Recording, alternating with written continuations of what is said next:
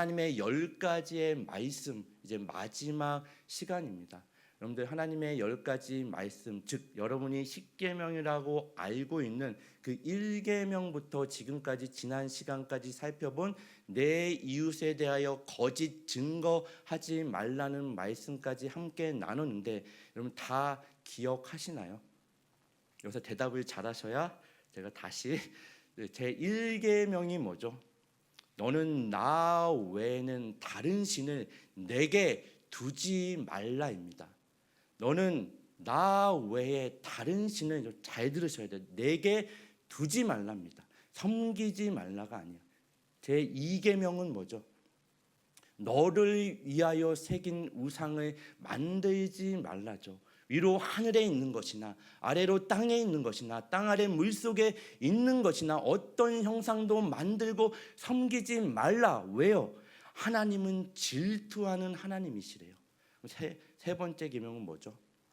저 혼자 하나요? 세 번째 계명은 여호와의 이름을 망령되게 하지 말라죠. 네 번째는요, 안식일을 기억하여 거룩하게 지키라. 이 1계명부터 4계명까지는 하나님과 우리와의 관계입니다. 이 하나님과 우리의 관계가 바로 형성된 사람은 이 땅에서 마땅히 해야 될 게 뭐죠? 내 부모를 공경하는 겁니다. 하나님을 사랑하는데 이 땅의 부모를 존경하지 않을 수는 없다고 그랬습니다. 하나님을 사랑하는데 하나님이 독생자를 내어주시며 얻은 그 생명을 귀하게 여기지 않고 살인할 수는 없다고 그랬습니다. 간음할 수 없는 거죠. 도둑질할 수 없는 거죠. 내 이웃에 대하여 거짓 증거할 수 없는 겁니다. 이게 지난 시간까지 우리가 함께 살펴봤던 하나님의 10가지 말씀, 즉 명령입니다. 제1계명 첫 번째 명령이 뭐라고요? 너는 나 외에는입니다. 하나님 외에는 다른 신들을 내게 두지 말라예요. 다른 신들을 섬기지 말라가 아니라 두지 말랍니다. 무슨 뜻이죠? 이 말씀은 언제 주어졌죠? 이스라엘 백성이 애굽에 있을 때 주어졌나요? 아니면 애굽에 나와서 주어졌나요? 그들이 종일 때는 하나님의 말씀은 주어질 수 없습니다. 종은 그냥 복종하는 거죠. 종에게는 하나님의 말씀이 주어지지 않아요. 나는 너희의 하나님이 되려고 너희를 애굽 땅에서 인도하여 낸 내 하나님이다. 그리고 처음으로 주어진 말씀이 너는 나 외에는 다른 신을 내게 두지 말라입니다. 왜 두지 말라라고 그랬죠? 여러분 기억나실지 모르겠지만 너는 나 외라는 말은요, 이제 영어 성경으로 보면 before입니다. 내 앞에. NIV 영어 성경으로 보면 You shall have no other gods before me예요. 하나님 앞에 다른 신들을 두지 말라는 이야기입니다. 이걸 언어적으로 표현하면 하나님 얼굴 앞에 다른 것을 두지 말라는 이야기입니다. 상상을 한번 해보세요. 하나님이 이 말씀을 첫 계명으로 애굽 땅 종되었던 곳에서 유월절 어린 양 밤, 그 예수 그리스도의 보혈의 공로가 반드시 있어야 되는 유월절 밤을 지나고 처음으로 주신 말씀이 너는 나 외에는 내 얼굴 앞에, 지금 여러분의 얼굴이 있는 겁니다. 하나님 얼굴 앞에 내 얼굴을 두고 서로 마주 보라는 이야기입니다. 하나님이 우리를 바라보고 계시는 거예요. 그러니 너도 나를 바라봐라. 이 말씀은 하나님 얼굴과 제 얼굴 앞에 이 사이에 그 어떤 것도 개입돼서는 안 된다는 말씀이에요. 이해가 되시나요? 상상을 해보세요. 지금 하나님이 저를 바라보고 계십니다. 여러분을 바라보고 계세요. 아니, 여러분만 바라보고 계세요. 그리고 하나님의 얼굴과 내 얼굴 마주본 이 관계 가운데 이 사이에 그 어떤 것도 사랑의 관계가 있으면 안 된다는 말씀입니다. 여러분 부부 사이에, 연인 사이에 얼굴을 마주보죠. 마주 안 보시나요? 마주본 지가 왜 마주봐요? 사랑하는 관계기에 마주보죠. 연인 사이에 마주봅니다. 그럼 그 사이에 다른 누군가가 사랑의 관계로 들어올 수 있나요? 내 얼굴과 아내 얼굴 사이에 무엇이 들어올 수 없죠. 들어오는 건 이상한 겁니다. 전혀 이상하지 않다는 얼굴로 앉아 계신데 이상한 겁니다. 말이 되지 않죠. 지금 이 말씀을 하는 겁니다. 우리가 늘 찬양하는 주만 바라볼지니라. 뭘 의미하죠? 하나님은 우리만 바라보십니다. 질투하시는 하나님. 참 놀랍지 않나요? 내가 뭐라고, 내 존재가 뭐라고 하나님이 나를 질투하신대요. 나만 바라보신대요. 그러니 너도 나만 바라봐라. 놀랍지 않나요? 여러분, 우리는 하나님을 바라보지 않으면 반드시 다른 것을 바라봅니다. 다른 말로요, 하나님을 바라보지 않고 하나님을 예배하지 않으면 반드시 다른 것을 바라보고 다른 것을 예배할 수밖에 없는 존재입니다. 아무것도 예배하지 않는다고요? 있을 수 없는 일이죠. 무신론자 없습니다. 무언가를 내 삶의 중심에 놓고 의지하고 신뢰하는 그 무엇이 어느 인생이든 다 있습니다. 아무것도 예배하지 않는다는 건 말이 안 돼요. 둘 다 예배한다. 하나님을 예배하고 다른 것을 예배한다. 있을 수 없는 일입니다. 그러기에 하나님이 첫 명령으로 너는 나 외에는 다른 신들을 내게 두지 말라. 이 명령은 나머지 계명 명령을 사실상 지탱하는 굉장히 중요한 명령입니다. 그리고 오늘 우리에게 주어진 10번째 명령이 뭐죠? 탐내지 말라. 그 앞에 뭐가 붙나요? 내 이웃의 집을 탐내지 말라. 사실 이 마지막 10번째 명령도 첫 번째 명령과 동일한 명령입니다. 이 첫 번째 명령과 10번째 명령 사이에 있는 모든 명령은 사실 이 두 개를 빼내면 우르르 무너져 내릴 수밖에 없는 겁니다. 여러분, 골로새서로 가셔서 찾으시길 바랍니다. 3장 5절 6절 신약 성경 페이지 326페이지입니다. 골로새서는 빌립보서 다음에 있습니다. 골로새서 3장 5절 6절 말씀입니다.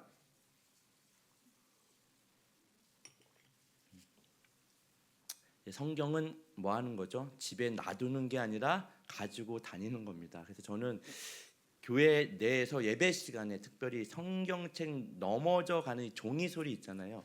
이 소리를 들으면 굉장히 기분이 좋아요. 왠지는 모르겠습니다. 좀 천천히 찾으시길 바랍니다. 골로새서 3장 5절 6절 우리 같이 한번 읽도록 하겠습니다. 그러므로 시작.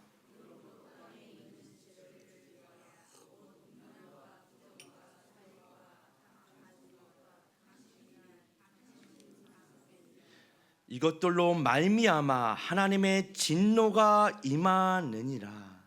탐심은 뭐라고요? 우상 숭배니라. 하나님은 누구보다 우리의 마음을 잘 아십니다. 우리 마음 깊숙이 뿌리 내린 이 탐심이라는 죄악을 누구보다 잘 아시기에 이 명령을 우리에게 하시는 겁니다. 예레미야로 가시면 예레미야 17장 9절 10절입니다. 구약성경 1078페이지 이사야 다음에 있고 예레미야 애가 전에 있습니다. 예레미야 17장 9절 10절입니다. 제가 읽겠습니다. 예레미야 17장 9절 10절 구약성경 1078페이지 만물보다 거짓되고 심히 부패한 것은 마음이라. 네가 능히 이를 알리오마는 나 여호와는 심장을 살피며 폐부를 시험하고 각각 그의 행위와 그의 행실대로 보응하나니. 심히 부패한 것이 뭐라고요? 마음이래요. 예수님도 이것을 분명히 아시죠. 안식일에 예수님의 제자가 손을 씻지 않고 음식을 먹는 것을 보고 바리새인과 서기관들이 예수님께 따집니다. 안식일에는 지켜야 될 법이 율법이 굉장히 많죠. 손을 반드시 씻고 음식을 먹어야 됩니다. 예수님이 뭐라고 하세요? 외부로부터 들어오는 것이 너희를 더럽게 하는 것이 아니라 너희 마음에 있는 것이 너희를 더럽게 하느니라. 우리 마음에 뭐가 있죠? 여러분, 우리 마음에 정말 예수 그리스도가 없으면, 하나님을 바라보지 않으면 반드시 그 자리에는 다른 것이 있을 수밖에 없습니다. 하나님이 없는 자리, 예수님이 없는 자리는 세상에 그 무엇이 반드시 자리 잡고 주인 행세를 하는 거죠. 하나님을 마치 없는 것처럼 교회는 나오지만, 예수는 알지만 하나님과는 상관없는 인생을 살 수밖에 없는 겁니다. 교회에 나온다고요. 교회 5년 10년 다닌 거, 심지어 목사라는 타이틀을 가져도 내가 주님만 바라보지 않으면, 매일매일 내 마음에 예수 그리스도를 채우지 않으면 그 자리에는 반드시 세상의 그 무엇이 자리 잡고 제약된 뿌리 깊숙한 뭐죠? 탐심으로 인해 하나님의 명령이 아닌, 하나님과는 상관없이 이 세상의 정신과 시대에 이끌려 세상과는 전혀 구별되지 않은 그냥 한 사람으로, 내가 어떤 존재로 어떤 책임과 사명감을 가지고 거기에 서 있는지 알지 못한 채 하루하루를 그냥 무엇을 먹을까 입을까 마실까를 염려하며 사는 인생으로 전락하는 겁니다. 우리의 마음으로부터. 그러니 하나님이 우리에게 주시는 이 명령, 탐내지 말라. 내 이웃의 집을 탐내지 말라. 여기서 집은요, 단지 건물을 이야기하는 게 아니라 내 이웃의 모든 소유를 이야기하는 겁니다. 탐심은 왜 나타나죠? 언제 나타나나요? 내가 갖지 않은 것을 볼 때 아닌가요? 남이 가진 것을 볼 때, 남의 소유를 빼앗고자 하는 모든 제약된 것이 탐심입니다. 그럼 지난 시간에 우리 함께 나눴던 열왕기상 21장에 나오는 그 이스라엘 역사 가운데 가장 악한 4대 악왕 중에 한 명인 아합 왕이죠. 북이스라엘의 제7대 왕입니다. 그가 라봇이라는 사람의 포도원을 탐심을 품습니다. 갖고 싶어서 자기 아내 이세벨과 함께 나봇을 뭐하죠? 죽이죠. 죽이고 그것을 빼앗습니다. 어떤 명령을 어겼죠? 살인죄를 어겼습니다. 살인하지 말라, 도둑질하지 말라. 빼앗는 방법이 뭐죠? 불량배 2사람을 세워 거짓 증언을 하게 합니다. 내가 왕과 하나님을 저주하는 것을 내가 들었다. 내 이웃에 대하여 거짓 증거하지 말라는 명령을 어깁니다. 실질적인 이 명령을 어기는 이 죄는요, 어디로부터 시작되죠? 탐심으로부터 시작됩니다. 그 아합의 마음으로부터 시작되는 거죠. 이 탐심은 인간의 아주 뿌리 깊은 제약된 본성입니다. 여러분, 야고보서로 가시면 야고보서 1장 14절 15절 말씀입니다. 신약성경 페이지 371페이지입니다. 히브리서 다음에 야고보서가 있습니다.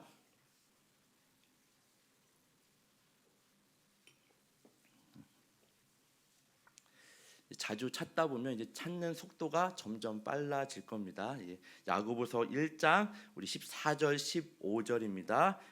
구약 신약성경 페이지 371페이지 야고보서 1장 우리 14절 15절 말씀을 한번 같이 읽도록 하겠습니다. 오직 시작. 오직 각 사람이 시험을 받는 것은 자기 욕심에 끌려 미혹됨이니 욕심이 잉태한즉 죄를 낳고 죄가 장성한즉 뭘 낳는다고요?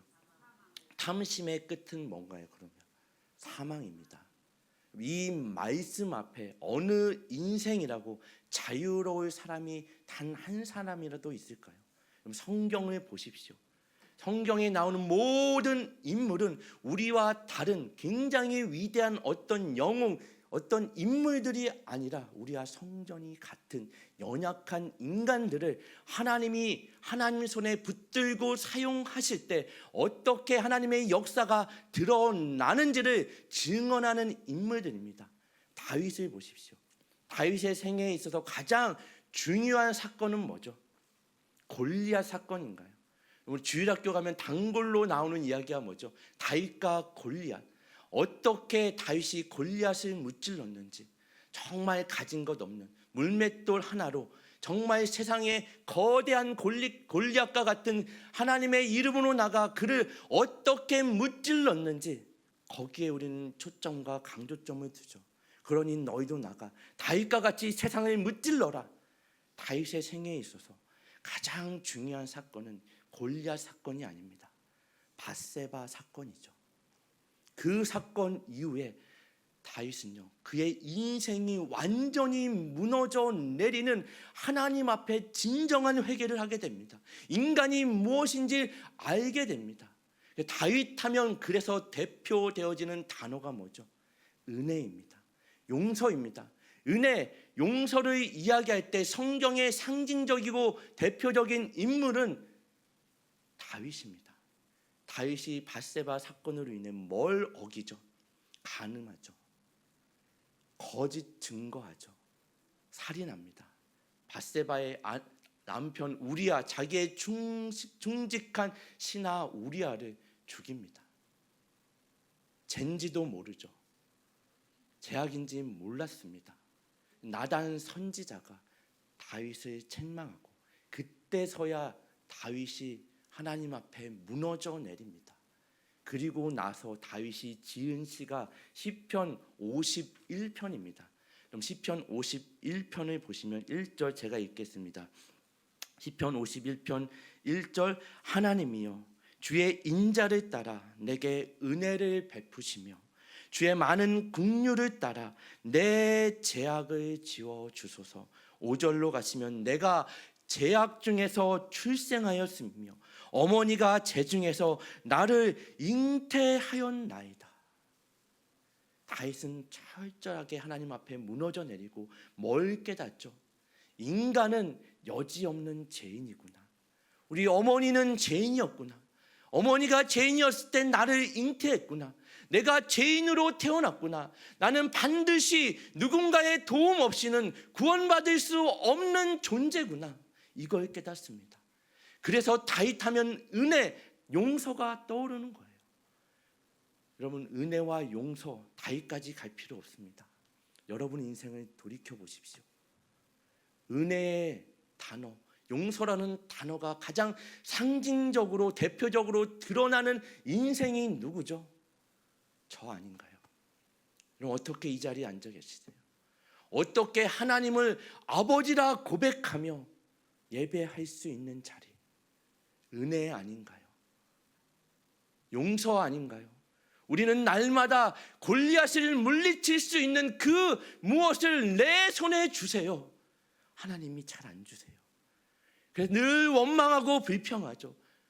하나님, 예수님을 믿었으면 세상에 나가 내가 예수를 믿었더니 봐라, 골리앗을 물리칠 수 있는 그 무엇을 내 손에 주시더라.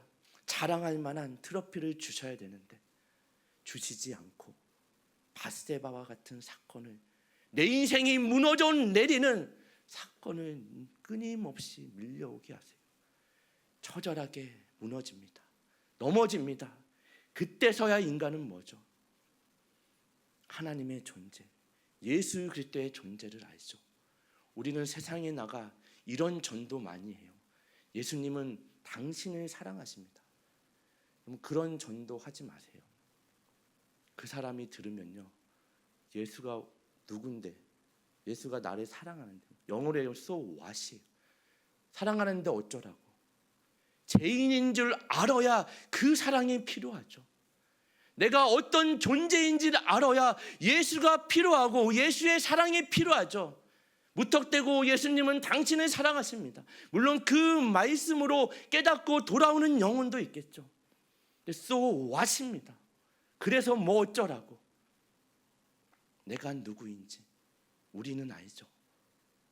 내 인생에, 내 손에 내가 원하는 세상에 그 무엇 하나 없어도 내 인생 자체가 어떤 존재인지, 은혜가 무엇인지, 용서가 무엇인지, 예수 그리스도가 누구인지를 증언하는 사명과 책임을 가지고 여러분이 늘 원망하고 아무런 조건도 주지 않을 것 같은 그 삶의 현장에 서 있는 겁니다. 은혜가 뭔지 봐라. 용서가 뭔지 봐라. 예수 그리스도가 왜 필요한지 봐라. 무턱대고 예수 믿어라. 예수는 당신을 사랑한다. 아니요, 여러분이 묵묵히 살아내는 겁니다. 용서하는 겁니다. 우리는 용서받은 자들이죠. 왜요? 용서가 무엇인지 삶으로 드러내야 되는 존재이기 때문에. 우리는 사랑받은 자들이죠. 왜요? 사랑이 무엇인지 그 사랑을 전해야 되는 자들이기 때문에. 우리는 은혜 받은 자들이죠. 왜요? 그 은혜가 무엇인지 나로 인해 흘러 넘치도록 가게 해야 되는 존재이기 때문입니다. 그러니 여러분 원망하는, 불평하는 그 삶의 현장에서 주어진 하루를 담당하십시오. 짊어지십시오. 살아내십시오. 그렇게 하루하루를 사는 겁니다. 그러다 보면 하나님이 하나님의 때에 정말 여러분을 통해 하나님의 일을, 역사를 드러내실 것입니다. 이 말씀이 이렇게 주어지는 겁니다. 그러니 여러분, 누가 이 탐내지 말라, 탐심을 물리칠 수 있는 사람이 있을까요? 물리칠 수 있는 방법은 뭐죠? 십계명 내내, 하나님의 10가지 말씀 내내 뭘 우리가 깨닫죠? 내가 가진 것으로, 내 실력으로는, 내 능력으로는 하나님의 말씀을 깨달을, 지켜낼 실력이나 능력이 없음을 우리는 깨닫습니다. 하나님 사랑 안에 묶일 때, 오직 예수 그리스도를, 그 독생자를 십자가에 내어준 그 사랑을 의지하며 묶이는 인생이야말로 정말 이 말씀을 지켜낼 수 있겠죠. 여러분, 잠언으로 가시면 잠언 30장 우리 8절 9절 말씀입니다. 구약성경 944페이지입니다. 시편 다음에 잠언이 있죠. 시편, 잠언, 전도서입니다. 순서가 잠언 30장 8절에서 9절, 구약성경 944페이지입니다. 제가 읽겠습니다. 잠언 30장 8절 9절. 곧 헛된 것과 거짓말을 내게서 멀리 하옵시며 나를 가난하게도 마옵시고 부하게도 마옵시고 오직 필요한 양식으로 나를 먹이시옵소서. 혹 내가 배불러서 하나님을 모른다, 여호와가 누구냐 할까 하며, 혹 내가 가난하여 도둑질하고 내 하나님의 이름을 욕되게 할까 두려워함이니이다. 하나님 두 가지를 구합니다.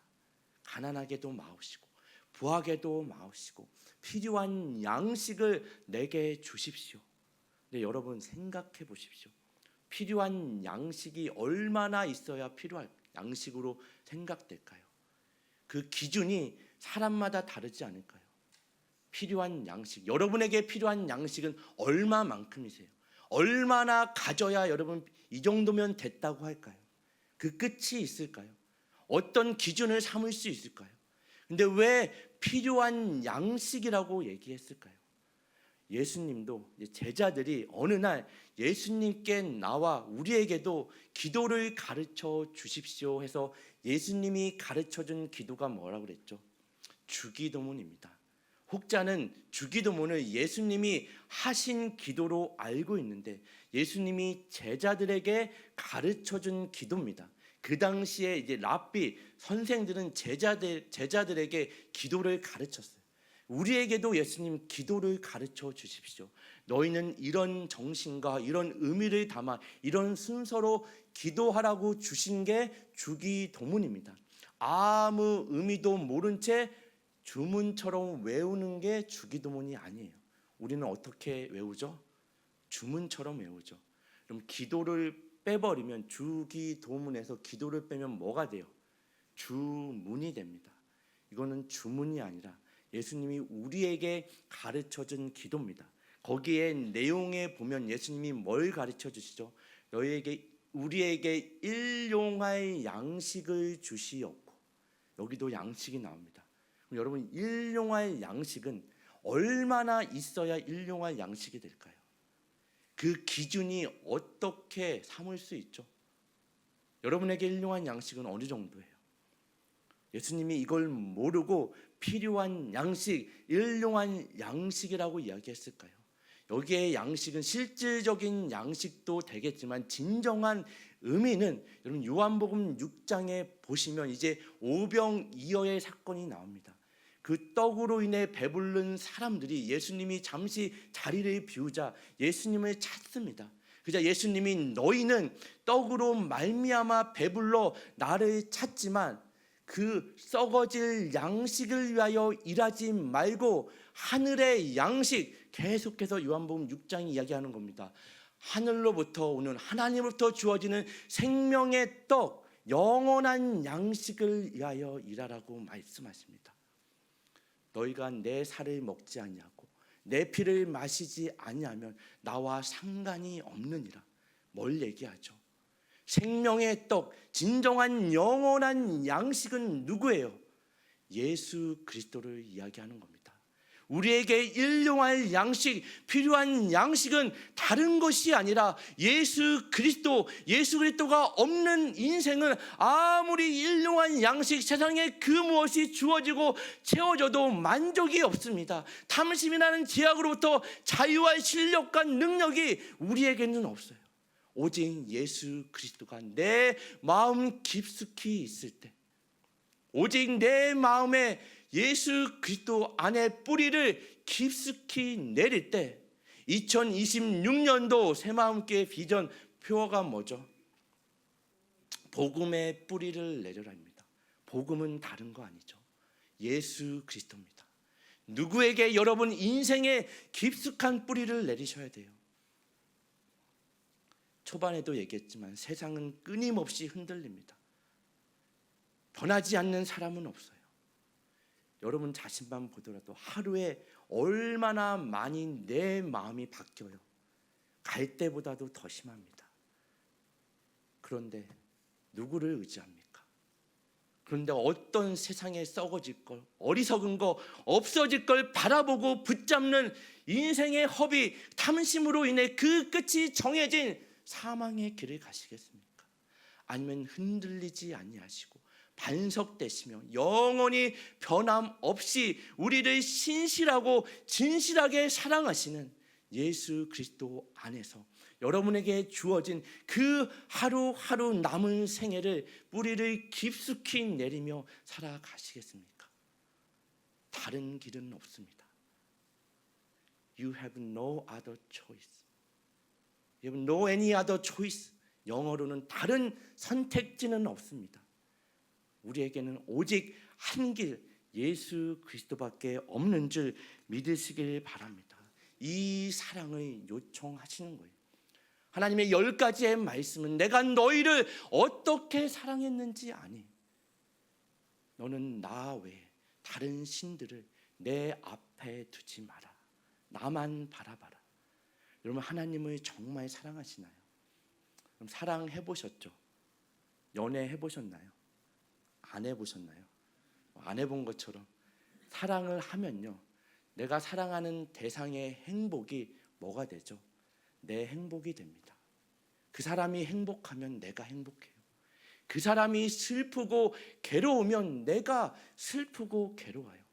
하나님이 창세기를 보시면 이 세상을 바라보며 슬퍼하고 괴로워하고 눈물을 흘리십니다. 하나님이 눈물을 흘리신다고요? 이해가 되시나요? 그럼 창세기 6장 5절 6절입니다. 제가 읽겠습니다. 시간이 많이 갔기 때문에.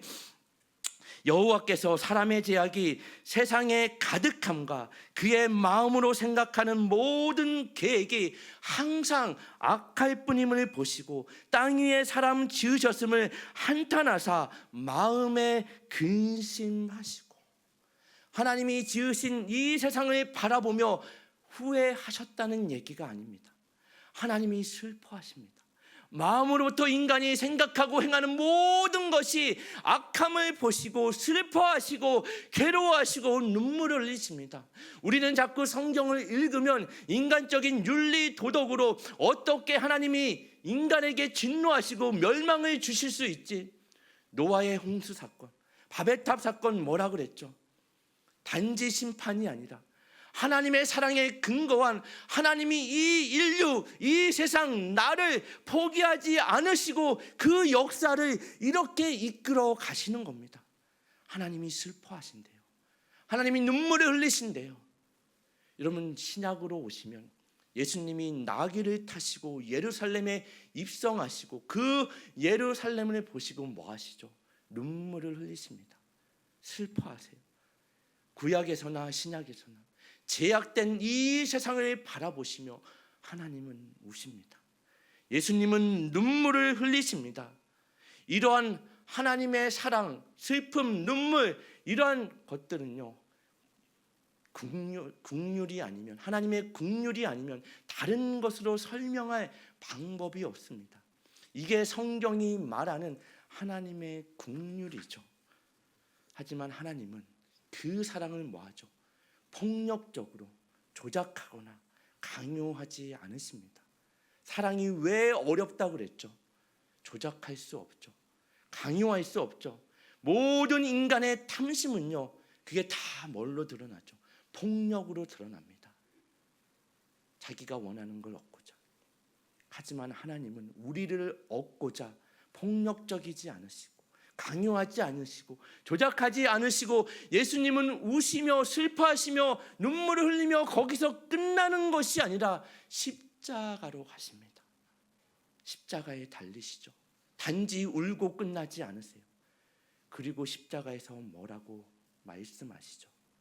하나님, 저들을 용서해 주세요.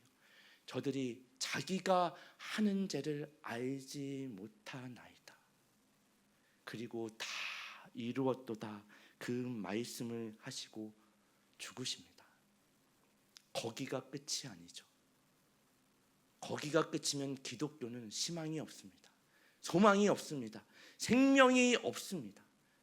그리고 부활 생명, 새롭고 살 길을 우리에게 열어놓으시는 겁니다. 결국 하나님의 10가지의 말씀의 결론은 뭐죠? 하나님의 사랑입니다. 이 하나님의 사랑, 예수님도 이 사랑을 이렇게 요약 말씀해 주시죠. 우리 마태복음 22장 37절 40절 말씀입니다. 마태복음 22장 27절 우리 40절 말씀을 같이 읽고 오늘 말씀을 마무리하고자 합니다. 예수님은 율법을 폐하러 이 땅에 오시지 않았습니다. 예수님은 율법을 폐하신 것이 아니라 그 율법을 그 십자가에서 완성하신 겁니다. 그러기에 하나님의 이 10가지 말씀은 다른 게 아니라 예수 그리스도로 근거한 하나님의 사랑입니다.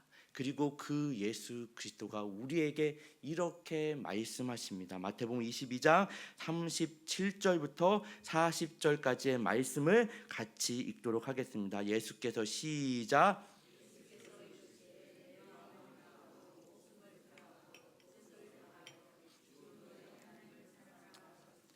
이것이 크고 첫째 되는 계명이요 둘째도 그와 같으니 내 이웃을 내 자신같이 사랑하라 하셨으니 이 두 계명이 온 율법과 선지자의 강령이니라.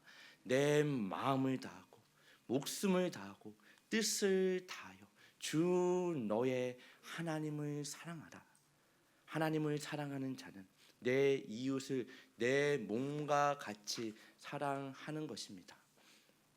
이 하나님의 10가지의 말씀은 사실 모든 게 하나님이 우리를 향한 사랑의 호수입니다. 나는 너만 바라보니 너도 나만 바라봐라.